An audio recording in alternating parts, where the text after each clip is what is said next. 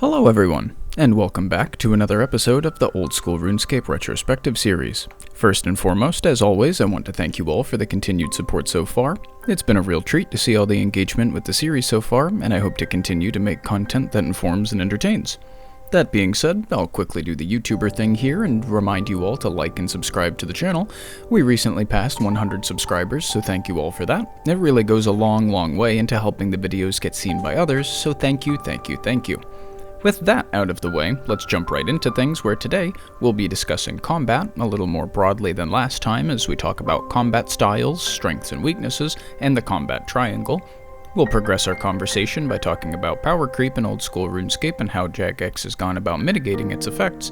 And lastly, I'll wrap things up by dissecting one of RuneScape's shorter narratives, the history of Gielinor and how we got to the 5th Age where the player character is introduced, which will set us up nicely to start covering storylines in earnest.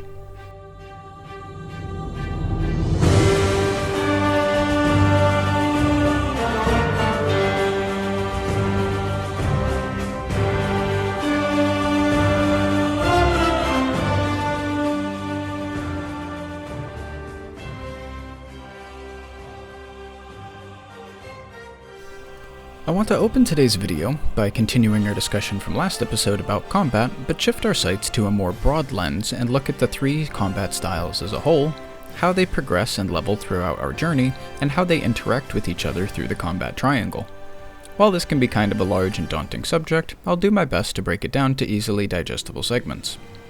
We'll start by taking a look at melee, one of the more straightforward styles of combat. Melee is, ironically enough, the only form of combat to be broken up into multiple skills in the forms of attack, strength, and defense, whereas the other styles are just magic and ranged respectively, though I suppose defense kind of lends itself more generally to all three styles. One thing I do find noteworthy about combat as a whole in RuneScape is the lack of classes, or any sort of specialized gameplay revolving around the player's character's association to any one combat style. In WoW, you pick a class outright. In the Elder Scrolls Oblivion, you can select a pre-made class or construct your own by selecting various attributes you'd like to be able to be more proficient in than others, but in OldSchool RuneScape, the player is fully expected to utilize all forms of combat and skills available to them, and in almost all instances of endgame content, utilize multiple combat styles and gear sets to finish the fight. One may argue, however, that RuneScape is a much longer experience than those previously listed, so having to make multiple characters to experience everything would be a sore note on most players' experiences, which I can certainly agree with. Anyway, as we learned about in the tutorial, the attack skill governs not only our accuracy while attacking, but in 90% of cases will be a governing factor in what melee weapons we can equip, and in two very confusing cases governs what we can equip, with 42 attack being required to equip the Void Knight armor and 80 attack for the Ferocious gloves. I mention these standouts as they seem like very arbitrary, shoehorned attack requirements. The Ferocious gloves already require 80 defense to equip, so I'm not sure about the design choice to require attack here. The Void Knight set requires 42 in all combat styles and even 22 prayer to equip, so the gimmick at least helps to explain the attack requirement, but the Ferocious gloves just feel weird to me. Moving on, strength determines how hard we can hit, and defense governs what gear we can wear, because somehow changing the metal from chestplate to chestplate requires I be several more hours experienced in getting the shit kicked out of me while thinking about defensiveness. On a more serious note, the concept of defense seems kind of abstract to me. In other games, the factor that determines if you can wear gear or not is often your character level, or a combination of level and attributes, but in RuneScape, the ability to wear armor is a wholesale skill. Now, I get that when one is leveling defense, one's mentality regarding leveling is likely to be, my character is practicing their defensive maneuvers to be better prepared to deflect attacks, thus reducing damage. Which makes sense. That's at least how I explain the concept of defense to myself, so you may also see my struggle in understanding why this same ability about repelling attacks and being more easily able to mitigate damage also controls what type of armor we're qualified to wear or not. I don't think me hacking and slashing for several more hours is going to change my ability or skill enough to teach me how to wear a shield of a better quality, or how to put on the same chest plate or pair of pants made of a different metal. I can mine this metal, I can smith this metal, my character knows everything conceivably there is to know about working with this metal, except how to wear it like anything else? Come on. And I get it. Just because one can make, let's say, a sword doesn't mean they know how to swing it. But we're talking about wearing armor. It's just clothes, but metal. The skill, I'm sorry to say, feels completely contrived due to this. I'm not saying that restricting gear to the combat level is the end-all be-all solution, not by a long shot, but it feels, at least to me, that it would make more sense than a wear gear skill. While I think the whole notion of level requirements to wear gear is completely arbitrary outside of things like lore reasons as to why they require a powerful vessel to bear them, such as the Life Hunt Scythe from the Dark Souls series that requires the player have high health as every swing of the powerful weapon inflicts a bleed effect on both the user and the victim. I think you could make a case that defense has a place in RuneScape if it were instead something that you leveled up passively and gained experience in as you took damage instead of dealing it, because in this way, you're at least rewarding the player's ability to withstand damage without succumbing to it. Moving on, melee as a whole feels generally underwhelming to level up in. Aside from tackling members' quests that pump out combat XP such as Waterfall Quest, Fight Arena, and Tree Gnome Village, if the player doesn't know about these, the player is going to be mindlessly hitting what's likely to be cows or goblins for the first several hours of gameplay.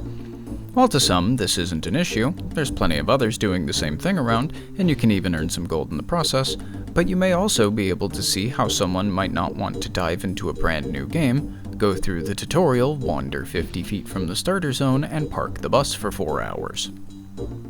Aside from feeling slow to level in, the skills don't really feel like you're particularly growing in strength until you get to around 40s or so and start to get some rune gear, but also not until you stumble upon your first source of strength bonus. This is a concept that, as far as I can tell, is not touched on by the game at any capacity at any point. Some gear in the game, your weapons obviously, but not so obviously your armor too, will provide you with strength bonus, a stat that is monumentally important in determining how hard you can hit and the overall effectiveness of your melee capabilities, yet the game does absolutely zero to tell you about it. As mentioned in the tutorial section of episode 1, the player has to voluntarily talk to Vanica after the ranged combat portion to even learn what our melee stats do, so I'm not surprised that such a pivotal piece of game info is left to the player's own discovery, but I still can't help but be disappointed. Vanica even goes as far to mention, funny enough, that some weapons and armor increase specifically your attack and defensive bonuses, but mentions nothing about strength. Strength bonus can be very tricky to actually nail down how much it's affecting your max hit, especially in the lower levels, and especially because I'm horrendous at math, so please excuse my inability to provide a more mathematical understanding, but I'll at least provide the formula on screen so you can see how it's calculated. Around the 50s, a +2 strength bonus will net you a max hit increase of about 0.5, while at 99 strength, a +2 strength bonus will net you a full 1 max hit. Early on, you have pretty limited access to strength bonus anyway, so this doesn't really have much impact on your gameplay, other than potentially feeling like you're not really getting anywhere in terms of doing damage. Though, being resource-free, whereas ranged cost ammunition and magic cost runes, melee kind of has a right to be underwhelming early to help maintain its balance and relevance to the other two combat styles. As you scale into the mid and late game and get your hands on some of the aforementioned strength bonus, let's say around 60 attack and strength, a dragon scimitar, dragon defender, and a strength amulet, you'll quickly find yourself doing upwards of 20 damage per swing. RuneScape does things fairly well in this regard to its stats and feeling like we're getting more powerful. Not only is the Dragon Scimitar vicious looking, I mean, come on, look at that thing. It doesn't let the player down when they finally wield it for the first time and find themselves dealing what is probably a minimum of 5 more max damage potential per attack. While 5 damage may not seem like a lot, when your previous max hit was probably about 12, and you now have the potential to deal 17s, you've just increased your max hit by 41%. And from here, your gear only continues to make you more and more powerful, but as stated earlier, it can take what feels like a lengthy investment to get there. As I said in earlier episodes, we know RuneScape is a slow burn in a class of its own, and the lengthy investment in time alone isn't necessarily a downside, but when most of the combat that we do for training or profit is this mundane, it can certainly leave the player wanting a bit more. I know in the last episode I said combat and PvM were among my favorite activities in the game, and I wasn't lying. It's just that I've developed a love for this.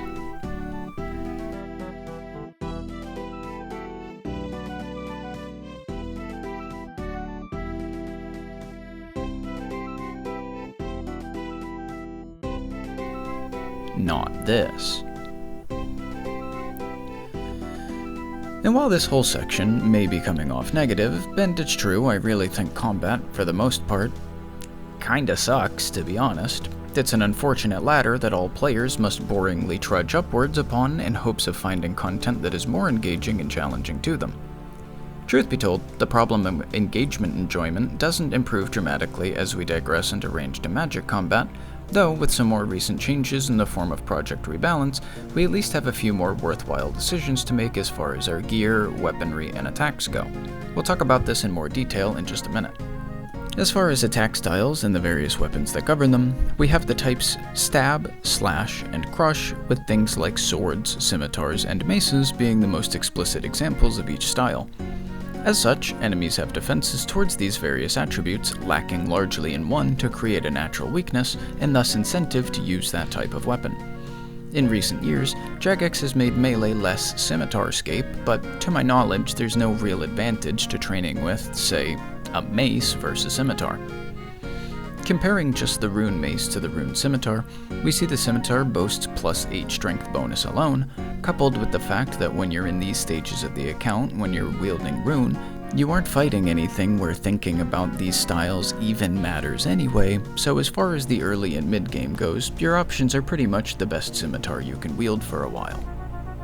That is, until at least around level 60 attack, when you start to unlock the ability to use a lot more broad selection of weapons, and start taking on foes that have increased defenses, such that you may consider using a crush or stab type weapon, as the increased accuracy yields better DPS. While I could probably go on a decent rant about DPS, or damage per second, being king, if you've watched the series so far, you'll no doubt have faith in my ability to babble, but I'll leave it short with, in RuneScape, DPS is king. Aside from Perilous Moons, content that is designed specifically to better benefit players who are preferring more defensive stats than offensive stats when considering gear, aside from that, I really struggle to recall circumstances where a player wants to opt for more defensive gear, where they otherwise have better and applicable offensive gear available. The case could be made for safety and survivability, of course. To not die is always a fair enough incentive, but as you move farther and farther up the PvM totem pole, you realize more and more that the faster you kill something, the less time it's alive dealing damage to you. And in far more cases than not, the difference between killing something faster and killing something more safely is so significant that it becomes more difficult because the fight is dragging on. Anyway, tangent over.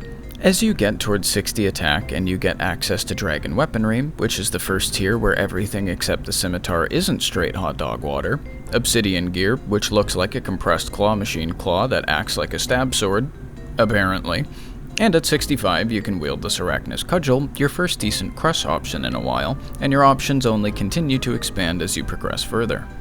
I feel like generally we've covered melee pretty well.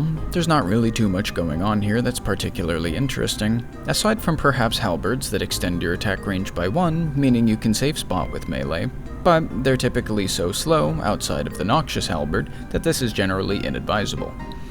I suppose this would be a good time to look at special attack weapons, and if that name wasn't explicit enough, weapons whom you'd employ specifically to use their special attack as opposed to attack with them outright. And to cap off each section, we'll take a look at the mega rare raid reward weapons that sit as the crown jewels of their respective attack styles. Firstly, for the uninitiated, in RuneScape, the only type of naturally regenerating resource a player has that isn't their health is special attack energy. This special energy can only be expended if a player is wielding a weapon that has a special attack, or effect of course. I say effect here as not all specials are attacks. The Dragon tier skilling tools all come with a special that when used will provide a boost in their respective skills, for example. As far as attacks go, Melee has no shortage of special weaponry. You have specials that reduce an opponent's defense, either by a percentage or a flat number, usually being the damage dealt. You have specials that cause bleed damage, specials that deal multiple instances of damage at once, specials that attack instantly so they could be woven in between attacks or used in conjunction with other special attacks, specials that root enemies in place, and lastly, specials that just bang, clobber, and eviscerate, or in more tactical terms, specials that have increased accuracy and a higher maximum hit. The special attacks for melee weapons, for a bit of flair and extra damage they provide potentially speeding up content, don't really add a whole lot to the combat dynamic, truth be told. They provide either a meaningful defense reduction, some self-healing or prayer restoration in relation to damage dealt, or just raw damage. The decision one has to make when considering what special weapon to take to an encounter largely just comes down to what you have access to and what you're fighting. Are you going for trip duration? Take this Aerodom and Godsword. Looking to make individual kills quicker? Dragon Claws or Voidwaker are your go-to. If the thing in question is tanky, take a Dragon Warhammer or a Bandos Godsword, depending on the defense level of the thing, and which will end up reducing its defense further. This being said, we can start to see that while special attacks are fun, and we can certainly have a good deal of them, it's kind of a case of wide as an ocean, deep as a puddle. We have a great many options to pick from, but there aren't many situations where I have multiple special attack weapons that would be viable for use that I have to make a tactical decision between based on what I want to achieve. There's often worthwhile and worthless when you focus on what specials are useful at what bosses. While it certainly can be satisfying to collect all the various epic special attack weapons and have a kick-ass cache of weapons to choose from, I can also see how it might feel dissatisfying to players breaking into the upper echelons of PvM to invest upwards of 10 million gold into a weapon, only to find that their new investment is borderline useless in half the content they want to indulge in. With that being said, we'll wrap up special attacks for melee and move on to the creme de la creme of the melee weapons, the Scythe of Vitor. The Scythe of Vitor is the mega rare reward one may receive as a drop from OldSchool Runescape's second raid, the Theatre of Blood. The Scythe is a moderate speed weapon with an attack speed of 5 ticks, or attacking once every 3 seconds flat, and has the unique property that it will hit enemies that are size 3x3 or larger 3 times per swing.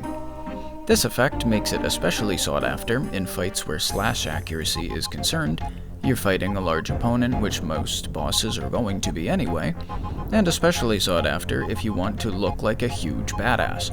I will say, OldSchool Runescape never fails in the graphical design of powerful weapons and armor that incite awe and wonder, and thankfully never looking drab or boring. The color schemes and design elements are thoughtfully chosen when sets are created to feel like they fit naturally within the game world and will complement existing gear the player may be wearing alongside what's being proposed or designed. To wrap up on the Scythe, if I had any complaints, it's the cost of upkeep, as vials of blood and blood runes which are used to power the Scythe are consumed on every swing, meaning you'll be much more hesitant to use the Scythe unless you know there's some financial incentive to be using it in the first place. That being said, its stats aren't anything too absurdly otherworldly, so where monsters aren't 3x3 or larger in size, the Scythe finds itself easily replaceable. And not everything has to be so broad that it applies to every piece of content. I just thought it was noteworthy enough to mention to give an accurate demonstration of where it sits on the power totem pole. The Scythe, where it's good, is great. The Scythe, for where it's meh, is a money-hungry waste. We'll go ahead and leave melee there for now, and we'll carry on to our next combat style for discussion, ranged. With ranged being a distanced combat style, we thankfully get a slightly more interesting time getting ourselves up for combat success. Don't get too excited, it's still fairly dull, but right at the very beginning, if we so choose and provided one is available, we can set up a safe spot. If you recall, and if you could stomach the sound quality long enough to hear it in episode 1, we briefly discussed how Tutorial Island mentions safe spotting, not by name but rather in description, by telling us that we can fight enemies from safety should we find something to put between ourselves and the opponent, or fashion ourselves on a corner from them, as melee attacks can't take place over a diagonal space. As far as attacks go, we have accurate, also known as unused. We have long range, also known as unused but with defense XP this time. And finally, the only true option, rapid, because as we all know, DPS is king. In all seriousness, our other two attack styles, accurate and long range, do exactly what their names imply. Accurate provides an invisible +3 level boost to range. Rapid increases your weapon's attack cycle by 1 tick, which may not sound like a lot, but a quick demonstration of the blowpipe will show this to be a difference of 33%. DPS is king. Lastly, long range increases your weapon's maximum distance by 2 to a hard maximum of 10 tiles, meaning if your weapon already reaches 10 tiles, this is just slower attacking with defense XP. With a recent change to the way enemies' defenses work regarding ranged and magic defense, coupled with the ranged skill's naturally deep weapon pool, we actually see some decent variety in terms of what's viable and where, but we still kind of end up facing the same issue where, unless we're fighting a boss or quest monster, the combat is typically very dry beyond gearing ourselves up most effectively. Though we do get to use a cannon, which is admittedly pretty cool. As far as the weapons go, we have 3 classifications of ammo that determine the type of range damage you'll be dealing: light, standard, and heavy. While these are fairly straightforward, let's take a peek at what we've got anyway. For light ammo, we have darts, knives, thrown axes, and standard is going to consist of your typical arrows, the Atlatl darts from the Perilous Moons. Funny enough, attacks from the wieldable salamanders come in as standard damage for some reason. And more conventionally, shots from crystal weaponry like the crystal bow and the bow of Ferdanen. And lastly, we have heavy ammunition consisting of crossbow bolts and the javelins when fired from the light ballista and heavy ballista respectively. While Jagex specifically referenced in the news post that introduced these changes to the game that these wouldn't make significant waves in how things were already being done, but this more so alleviated a claustrophobic design space and gave themselves more room to breathe when developing content for the future. Ranged also has some really unique weapons, such as Chinchompas, creatures that you catch with the hunter skill and use as a thrown ranged weapon. They act essentially as grenades as you throw them, and while they do kind of underwhelming damage to one target, you can hit up to 15 targets simultaneously, considering you have said targets within a 1-tile range of the initial target of aggression. Since you gain combat XP based on the amount of damage dealt, this results in absurd XP rates at equally exuberant cost. Other interesting items include the Venator bow, which when fired, the arrow goes to the initial target and will bounce to nearby enemies up to a total of 3 enemies hit. This is useful in places like the Colosseum to reach an otherwise out-of-reach enemy, or while on Slayer task as with auto-retaliate active, the bow will often keep you in combat almost the whole duration of your task. The weapon sitting upon the ranged pedestal, however, is none other than the Twisted Bow, hailing from Old School's first raid, the Chambers of Xeric. The Twisted Bow currently sits as the most expensive weapon in the game, and it's not just because of its rarity. While its stats are good, nothing to necessarily write home about, but they're fine, but ultimately not why this weapon currently sits at 1.67 billion gold. The Twisted Bow possesses a passive effect which scales both its accuracy and its damage in tandem, depending on how high the target's magic level is. Because of the way a lot of boss monster attacks work, like an overwhelming amount of bosses and high-level monsters have a high magic level.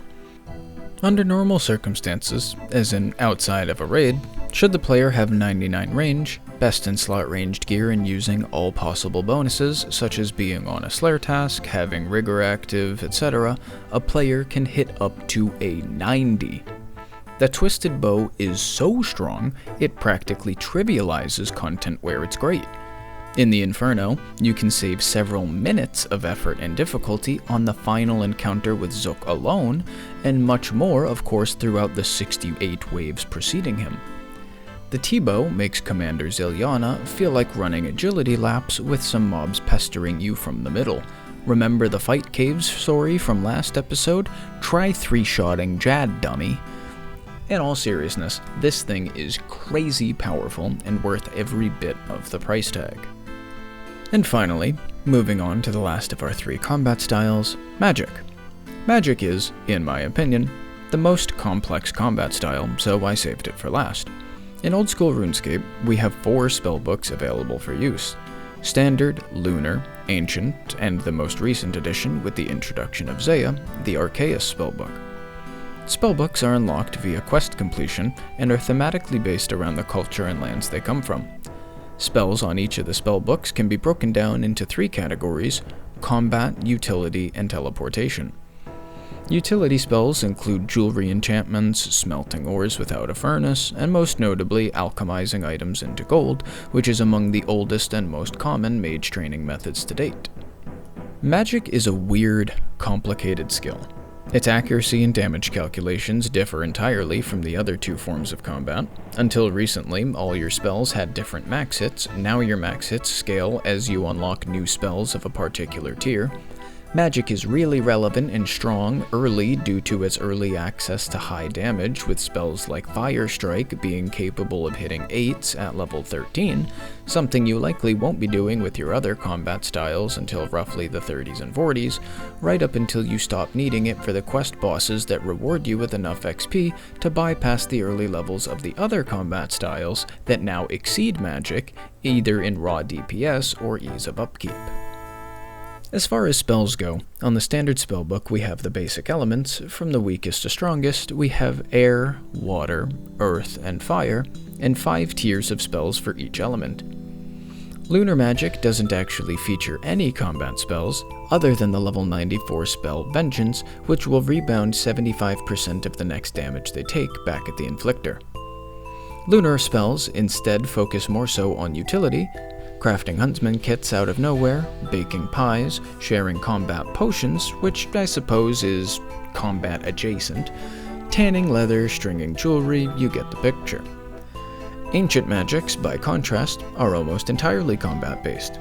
Strong, single-target spells and our first magic-based multi-target spells, centered around the 4 forces the player encounters during the Desert Treasure quest, being smoke, shadow, blood, and ice. And finally, we have the Arceus spellbook, which is full of spells mostly focusing on death and reanimation. We can reanimate the ensouled heads of slain creatures to only kill them again, but this time for a hefty chunk of prayer XP. We can revive dead crops, and most importantly, we can resurrect thralls to fight alongside us. Thralls max out at 3 damage and never technically miss, though they can successfully deal 0 damage. So do with that what you will. Thralls are exceptional combat partners anywhere you expect to be fighting one thing, i.e. a boss, for a while, and you're going to get the full duration's worth of your thrall. And then, if you thought all that was cool, chuck it out the window and forget about it, because powered staves rule the world, baby!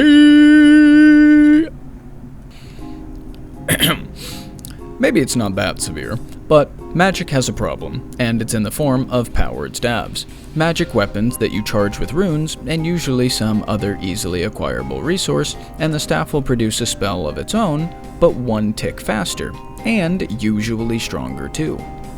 The first powered staff was introduced to the game as the Trident of the Seas, a possible monster drop from the newly released Cave Kraken Slayer creatures.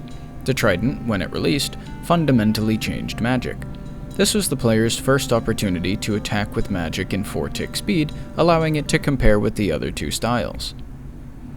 Just kidding, magic was still dog trash that you didn't use on practically anything unless it specifically mandated that you must. And the truth is, and we're talking strictly about combat magic here, to clarify, it's costly to upkeep, melee is essentially free, and ranged has the arrow saving capabilities of the Ava's device, an upgradable reward from the Animal Magnetism quest. It was slow until the release of the Trident, and even with the advent of the Trident, there wasn't really a call to be killing anything with magic anyway. I mean, yeah, sick, I can kill my Barrows brothers a bit faster. Awesome, I can kill more Cave Kraken to get more Tridents. You maybe see my point. But, if I'm dogging on the Trident so hard, why did I say they were such a problem just a minute ago, right? Well, that's because eventually, the trident would get some much needed reinforcements. The occult necklace, a shiny new bad boy in all purple, meaning that at the time, you were dealing a whopping 10% more damage just for wearing it. And boom! Enter Zulrah, something to use magic on that is now absolutely pumping GP into the game, and just like that, you had the obliteration of multiple spellbooks essentially overnight. Ancient magics would still retain their use in barraging Slayer tasks, Lunars was still obviously used for the utilities people were using it for before, but the standard spellbook, for a long time, was put on the back burner as the speed, power, and convenience of powered staves had finally made magic feel comparable to the other two styles and not just kidding this time. The normal spellbook, after years of rotting, finally gets a new buff with the release of Dragon Slayer 2 in 2018 and the Nightmare boss in 2020, with Dragon Slayer 2 adding the aforementioned 5th tier of elemental spells, the Surge spells using the newly introduced Wrath rune, and the Nightmare encounter providing the player the opportunity to receive the Nightmare staff and various orbs to fit inside said staff, altering its use cases. In particular, the Harmonized Orb, when placed inside the Nightmare Staff, allows the player to cast standard spellbook spells at 4-tick speed, allowing them to finally compete with powered staves. Sort of. You see, with how rare the Harmonized Orb is from the Nightmare, coupled with the fact that, truthfully, not a lot of players find that fight to be that enjoyable, and you're looking at shelling out $350 million nowadays and far more at release just to cast your kind of underwhelming spells 1 tick faster. Or just buy a Sanguinesti staff for like 80 mil, already be attacking at 4-tick speed, and also get a passive healing effect. So it's like, yeah, it helped, but it was largely inaccessible to a large majority of the player base, meaning the addition was largely useless in bringing the standard spellbook back up in the power chain. At this time in the game's history, magic was still in a pretty weak spot, despite how strong things like powered staves were. We even have a quote-unquote mega rare for mage already, the Kodai wand, also from the Chambers of Xeric. But anyone who knows this weapon will know it's a mega rare in drop rate alone, and doesn't offer anything in comparison to the Twisted Bow or the Scythe of Vitter in terms of its special effects that make it so sought after or even particularly useful. Though, to help out in terms of making magic a more accessible and feasible form of combat, Jagex did 2 things. First of which was the release of OldSchool Runescape's 3rd raid, the Tombs of Amasket, your goal this time, the Mac Daddy of the magic world, the Tumeken's Shadow, an absurdly strong powered staff with a magical boosting special effect.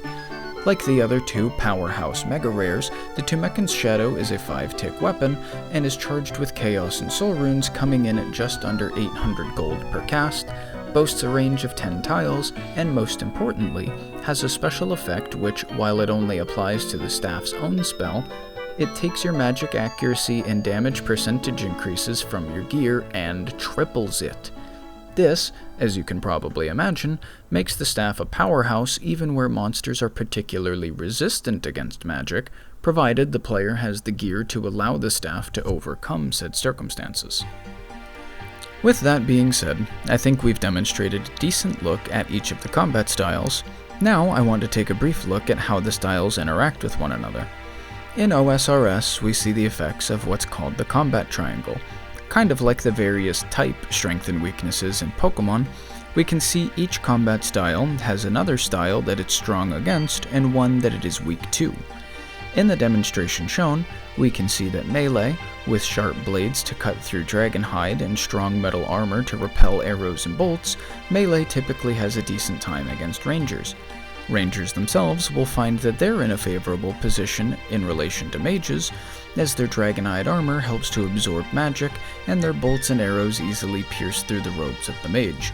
And thirdly, mages will find themselves with a leg up on a melee-based combatant, as they have spells to stop their opponent from reaching them, and the metal armor they sport only helps the mage in dealing vicious magic damage, as metal armor is, quote, worse than useless, and it's actually providing a negative stat in magic defense. An excerpt from the wiki page on the combat triangle describes this perfectly. The combat triangle can offer a general rule of thumb as to which combat style is most effective. It should be noted that the combat triangle in no way defines a fight outcome. Any combat style can be used effectively to kill opponents using any other combat style. The triangle simply defines what is generally favorable. As such, this doesn't really present itself quite as prevalently as the type system in Pokemon, but acts as a clear guideline as to how encounters are typically going to be structured should you be using multiple combat styles in a boss encounter or a fight with another player. The combat triangle is something that is deeply ingrained in the game, and in some cases, such as the Nilakis Room in Theater of Blood and the Path of Apmechan in the Tombs of Amascut, acts as the central mechanic. The colors of the enemies will dictate to the player what combat style they use and thus represent, and in turn what combat style the player should retaliate with, making fast-paced, satisfying gameplay that rewards quick observation, movement, and gear switching. All skills that are prevalent in large swaths of content around the game. With a finer understanding of combat styles and the combat triangle, I want to take a look at the topic most live service games, or games that receive updates, have to face at some time or another: power creep. If you're unfamiliar with the concept of power creep, a brief definition would be when new content gets released that makes older content obsolete, not worth doing, or outright useless, as the new content checks all the same boxes the older content did, but better. As I said, most live service games see this trend eventually. Trading card games, MMORPGs, hell, even Dungeons & Dragons I'm sure has some form of power creep, and OldSchool Runescape is no different. Power creep usually comes with a negative connotation, as if it were a faceless entity here to take over our game, but the truth of it is that every game usually faces power creep at one time or another. It's just the nature of creating new content in the space where old content exists. You'll eventually run out of niche to fill and have to start creating directly more powerful items than what is currently present, or else your game will eventually become stale. This is usually a turning point for live service games as fans wait with bated breath to see if their favorite game is about to self-destruct or be playable for another year or so. It's up to the developers to figure out how to make the new content fill a niche design space that hasn't been tapped yet, or use the new content to enhance older content, essentially dropping the ladder down to the new content's predecessors and allowing them to maintain some form of relevance. Thankfully, Jagex has followed the latter path and took a great deal of care with the introduction of new content into OldSchool Runescape. New content, such as weapons or armor, are either filling niche design spaces that haven't been fully fleshed out, such as the advents of tank gear in Justiciar, prayer-centric gear in the Sunfire Fanatic set, crush accuracy-focused gear in the Inquisitor's armor, freezing and PvP focus with the Virtus robe set, the list goes on.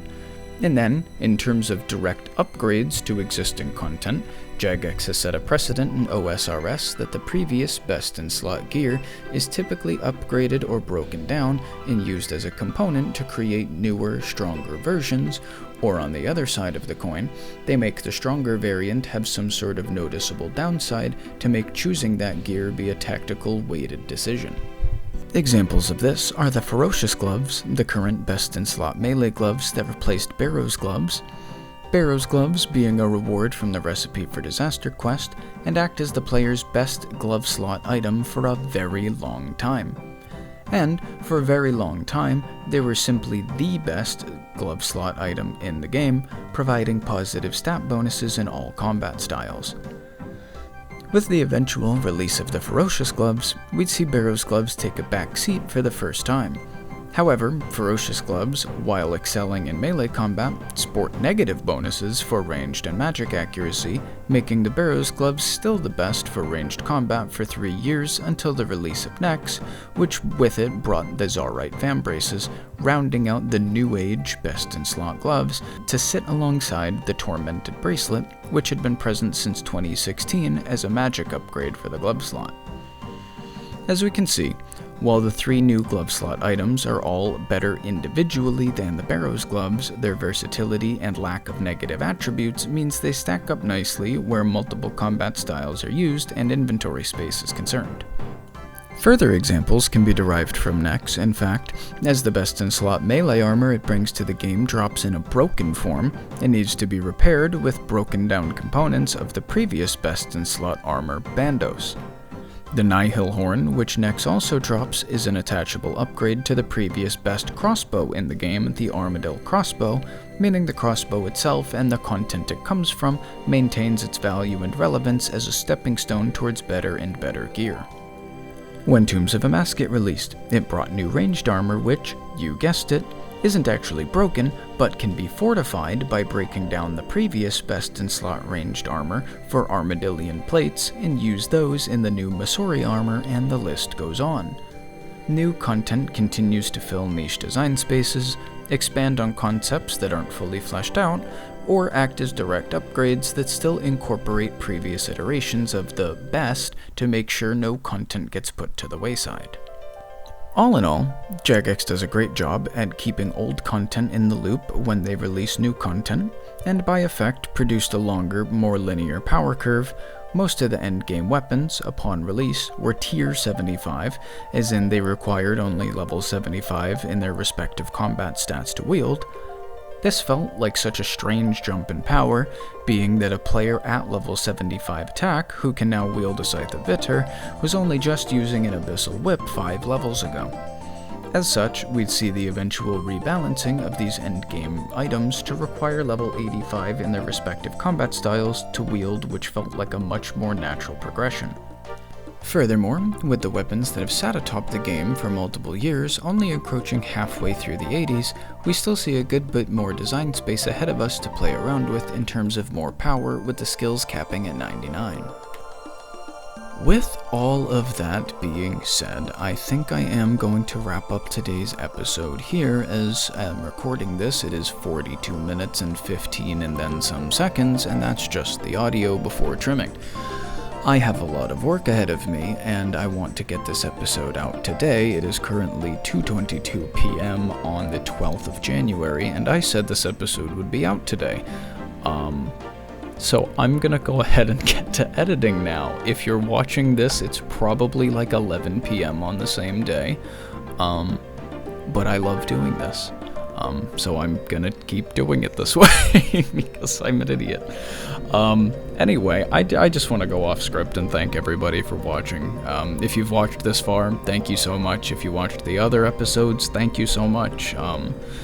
I had the idea to make this when I was going to sleep one night, and I was like, you know, I have some time off coming up. That might actually be kind of a good way to spend it. I've always had a lot of thoughts about this game that I've really wanted to let out and to talk about, and I really feel like I have a medium to do that now, and I'm very appreciative of everybody that has subscribed to the channel, is liking the videos so far, or at least seems to be. So yeah, thank you guys so much. I really want to keep doing this, so I'm gonna keep doing this. Until we see each other next time. Thank you. And real quick, lastly, just wanted to say, next episode we'll be talking about all of the skills in depth, non-combat skills obviously. I think we covered those pretty well in the last 2 episodes. We'll be talking about skills in depth, all of them, the training methods, minigames, skilling outfits, etc., and starting to move in a more narrative direction, opening up with what I forgot to get to, or not forgot to, but didn't get to this episode, with the history and introduction of Gielinor and the introduction of the player into the world, and start to look at some of the larger quest lines as a whole. Okay, thanks, talk to you later, until next time, bye.